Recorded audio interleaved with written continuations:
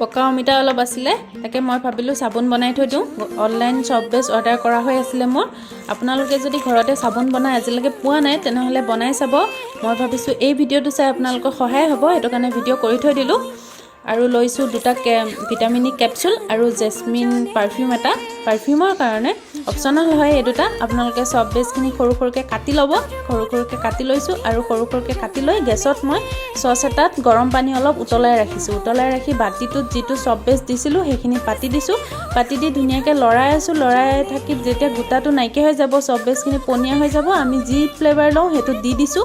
দি দিয়াৰ পিছত মই ভিটামিন ই কেপচুল দিছোঁ, অলপমান পাৰফিউম দি দিছোঁ, 3 টোপমান পাৰফিউম দি দিছোঁ চাবোনটো ধুনীয়া ধুনীয়া গোন্ধাবৰ কাৰণে। আৰু মই থৈ দিলোঁ ধুনীয়াকৈ চেপটোত। আপোনালোকে যিকোনো চেপ ল'ব পাৰে, বাতি চাতি চবতে থৈ দিব পাৰে, চেপটো খালী হ'লেই হ'ল। আৰু চাওকচোন ইমান ধুনীয়া হৈছে। 2 ঘণ্টাৰ পিছত আপোনালোকে বনাই চাব। আজিলৈ বাই বাই।